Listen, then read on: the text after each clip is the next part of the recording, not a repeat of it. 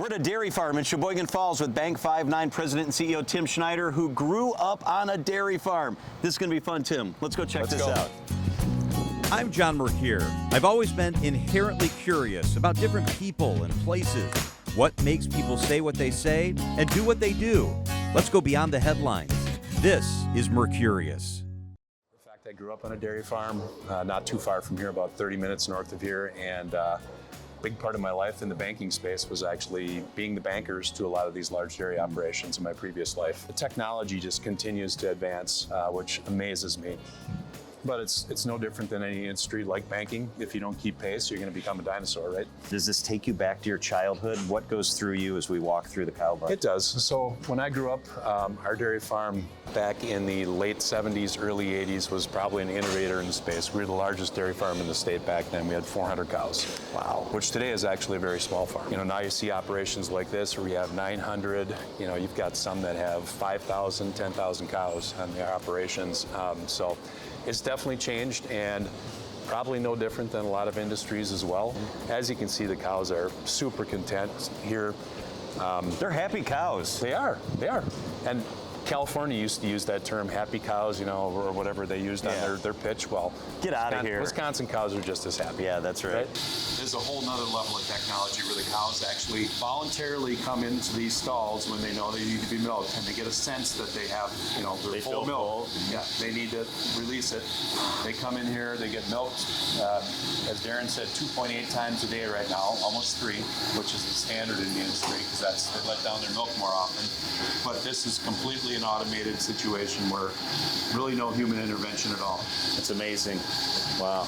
I know you're really good in the boardroom. You're very philanthropic, but when you're here on the barn, can you talk about how comfortable you are? Yeah, it just brings me back to my roots and a lot of good memories growing up on a dairy farm. It was a lot of work when I was growing up, but it was, you know, part of our life. And multiple generations of our family did farming, and it just kind of is in my blood yet. What did the farm, being on the farm, teach you, and how did that mold you into the man you became? One of the benefits of these more efficient operations today compared to when I grew up is, and that's part of the reason why I didn't stay on a dairy farm, to be honest with you, was we never got vacations. We didn't go anywhere. The cows had to be milked twice a day. You had all the field work that you had to get done. We just never went anywhere.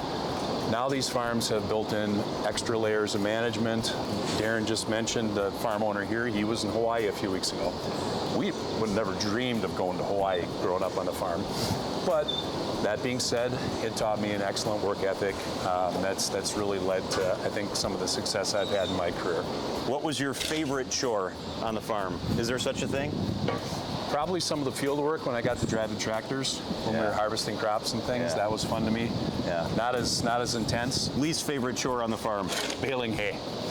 Did you do that by hand? You had machinery, right? We had a kick baler or thrower baler, so that made the job a little bit easier. You see sometimes these balers where the bales come off the back and somebody's standing on the wagon and stacking the bales on a wagon. So basically the baler kicked it into a rack. You brought it back to the barn, and then on an elevator, it elevated the bales up into the mow in those old red roof barns, and then you had to stack them up in the mow. One summer, my brother and I, who were the 2 oldest of our farm, we baled 35,000 bales of hay one summer. What? 35,000. Wow. That's work. We filled every barn in the neighborhood. It was a huge alfalfa year, so there's lots of hay to be had. And my brother and I were up in the mow most of the summer. And it's not very comfortable up there. The hay is flying around, it sticks to you, you're sweating. Yeah, it's a lot of work. If you find people that grew up on farms, you're almost likely to hire them immediately because you know they're going to work.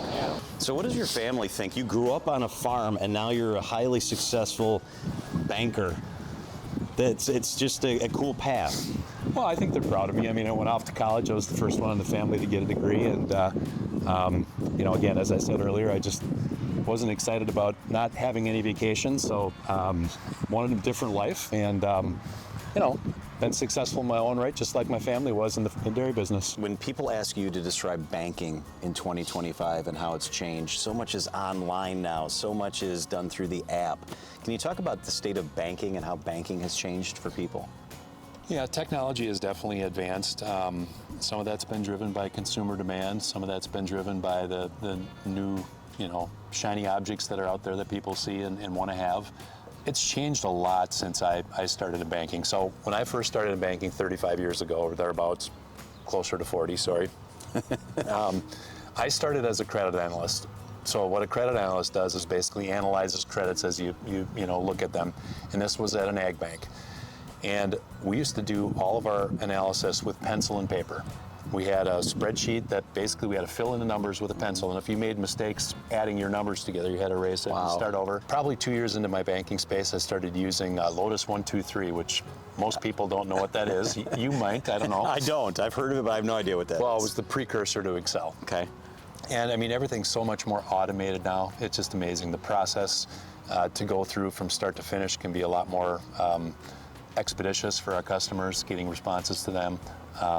The technology throughout the bank is expanded tremendously. So it's a lot different than when I started. Some of that's a little more challenging to keep pace with, staying on top of all those changes that are happening, but we do our best. It seems like there's a bank being built on every single corner in every single suburb. And I always wonder, as I'm driving around, I see new bank construction going up everywhere.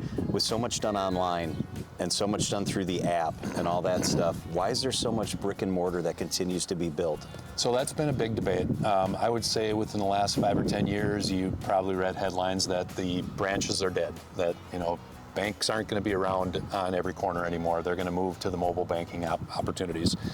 What we've found is that people still, for certain transactions, want to have that interaction with our people, and that could be a mortgage application, challenges with an account, number of different things, but they still want that people interaction, especially on the commercial side of business where it's more relationship driven. That is more face-to-face kind of transaction than transactional. And I think you're going to see, you've heard some of the big banks starting to announce they're building more branches. Chase, Bank of America is coming to Milwaukee. So there's more competition coming, and I think there'll always be a place for the branches, as well as the mobile banking and the technology. The mission statement of Bank 5.9, make lives better. What does that mean? Has nothing. You don't say anything in the mission statement about we're going to protect your money or we're going to get you the best rate on your CDs. Tell me about the mission statement, make lives better. Yeah, so one of the things that attracted me to joining Bank 5.9 when I went through the interview process was the culture. And I'm a huge culture believer. And was told about the mission statement, make lives better, when I first joined the bank. And a lot of times you hear mission statements and they're words on a board or words on paper or words on their intranet. And when I got to Bank 5.9, our people really live that mission statement. They really want to make lives better, both for our customers, for all their teammates as they interact with each other, for the communities that we live in, all the support we provide, whether it be the volunteer hours that people spend, last year 9,000 hours roughly volunteering, or the donations that we make in the communities. It's all about making lives better. The traditional banking products, banks pretty much have the same products, right? And we want to keep people's money safe, but it really starts with the culture of making lives better for everybody in our communities. So Bank 5.9 has recently donated to the Boys and Girls Clubs. You do a lot of things of that nature. Do successful companies have a responsibility to be philanthropic and to give back to the community? I absolutely believe so. And some believe that more than others. I think banks in particular, because we make our money from our communities. We take deposits from our communities, we make loans in our communities. I think it's vital that we give back in our communities where we make our livelihood. Tim's Treat. Tell me about Tim's Treat. So Tim's Treat was Jeff McCarthy and his team in our marketing department's brainchild that they came up with when I first got to Bank 5.9. And it was really their idea to get me out in the communities and meet people. So on a monthly basis, we rotate around to our various 14 branches in southeast Wisconsin, speak with our branch managers at those locations. Who is a business in our community that we work with that we should do a Tim's Treat at? And basically I go out and hand out gift cards at these locations and meet people and meet customers. People are shocked sometimes that you're just doing this random act of kindness and handing them a $25 gift card for a meal at Culver's, for an example. But they appreciate it, and it's been a lot of fun. I've seen you in grocery stores. You've done a lot of cool things. What's one or two of your favorite surprises that you've done as part of Tim's Treat? Yeah, so we went to a hair salon in Germantown that our branch manager in Germantown, Sherry, had suggested, and walked into the place, and it was a Friday morning. It was early. I think it was 8 or 9 o'clock, and as you can imagine, there's a fair amount of, as I call them, blue hairs there at that time of day getting their hair done, right?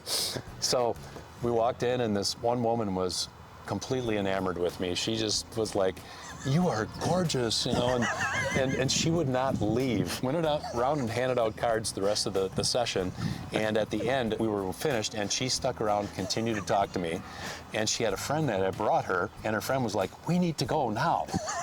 She wouldn't leave. So it was totally hilarious, but it was just a lot of fun. Let me ask you about Bank 5-9 support of the Wisconsin State Fair. It's a big deal in our community. Can you talk about that? Yeah, so the bank has been the primary sponsor of the amphitheater, which is the largest free stage on the grounds, for about 5 years now.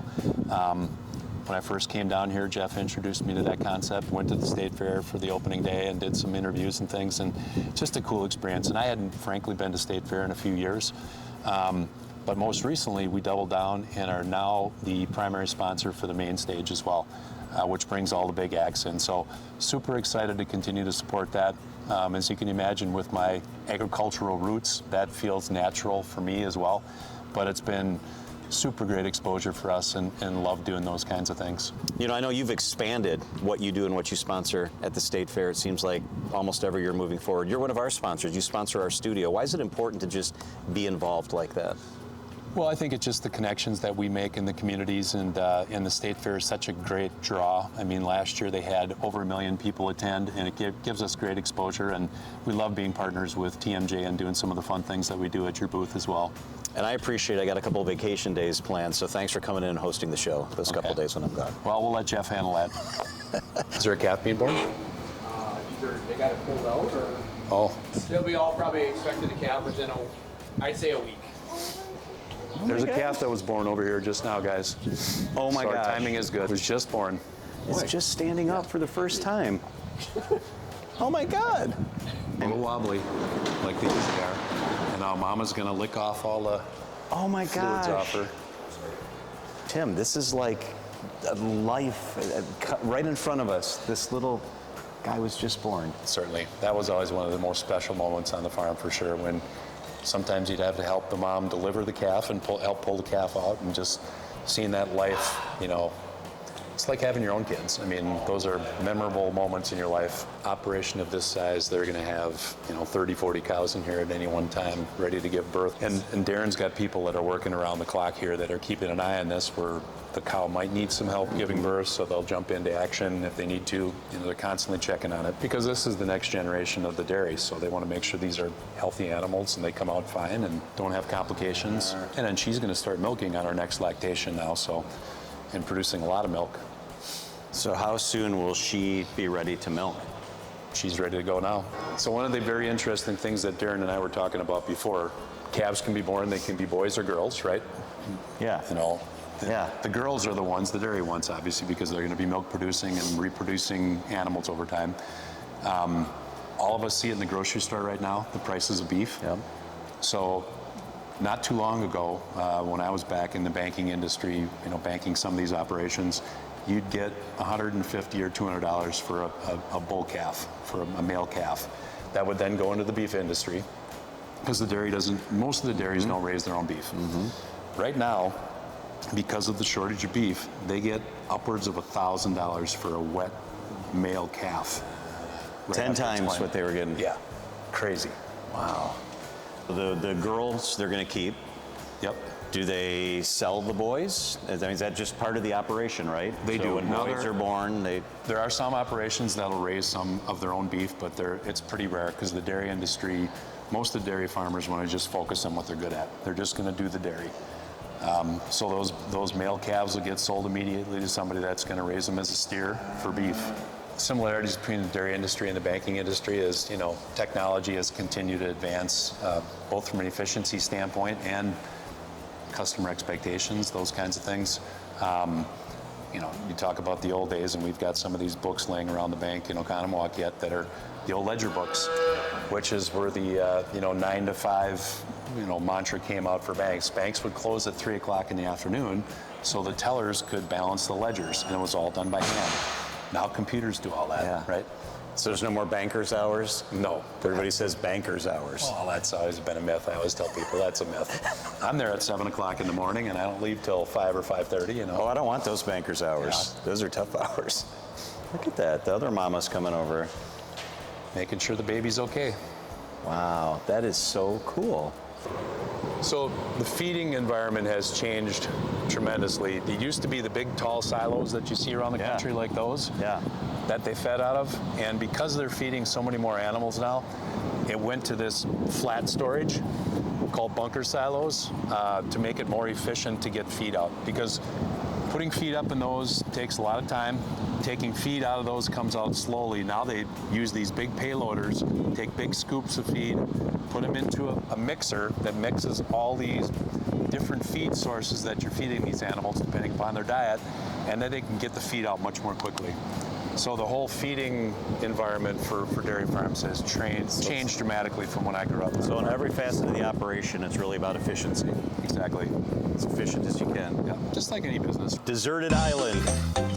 Let's do deserted island questions. I ask you questions, you just fire out the answers, okay? Okay. You're going to the deserted island, you can take one farm animal. What's the animal you're taking to the island? A dog. We always had a dog on the farm. Does that count? It's not really a farm animal. that but counts. Most farms have a dog, right? Easier to transport than trying to get a Holstein to the island. Well, that would be challenging. Milk or Diet Coke? Which are you taking to the island? Milk. Hate Diet Coke. Skim, whole, or chocolate? Chocolate. Oh, chocolate. You have Love chocolate cows that produce chocolate milk? No. That's not a thing. There's that myth, but they think the brown cows produce chocolate milk. That's not the case, no. You can take one piece of farm equipment or one tool from here. What are you taking to the island? To the deserted island? Yep. Got to think about practicality here, what I might need. Probably a shovel. One movie. Silence of the Lambs. Whoa. That's going to be an intense island. That's my favorite movie. It was one of the first dates my wife and I went on, and that. What? It was. That was a date night movie, Silence was. of the Lambs? We didn't hold hands much then, but kept me on the edge of my seat. You can take one book or magazine to the island. So, along with my culture belief, a book that I've shared at the bank is a book called Everybody Matters. And it really talks about a team building approach and the culture that you create in an organization that kind of leads to success as an organization. And it's my favorite book. The music of one artist. Earth, Wind, and Fire. Earth, Wind, and Fire. Yep, my favorite band. You got me there. Earth, Wind, and Fire. I shocked you with that one, didn't I? Yeah, you did. That's a surprise. I like it, though. You can bring one famous person to the island with you. How about Jordan Love? Oh. No, better yet, Giannis Antetokounmpo. Oh, He'd be cool to get to know. that's good. And he'd be good with that shovel, too. He would. Hope it's a long shovel. Beer, wine, or cocktail? I'm a bourbon drinker, so bourbon on the rocks. Okay, that's going to the island. Bourbon on the island. Pretzels or cookies? Cookies. I got a sweet tooth. Yeah, me too. My mom always made dessert on the farm, so my wife doesn't anymore. Otherwise, it'd be 300 pounds, so probably a good thing. She's watching out for you. This has been so much fun. I feel like I've stepped into your home a little bit. Bank 5-9 President and CEO Tim Schneider. Tim, thank you so much. Thank you, John. Appreciate you doing this, and also want to thank Darren Strauss and Majestic Crossing Dairies here in Sheboygan Falls for hosting us today and showing us their great operation and all the advancements in technology that their farm has adopted. So thank you. Great stuff. It's been fun. Yeah, thank you.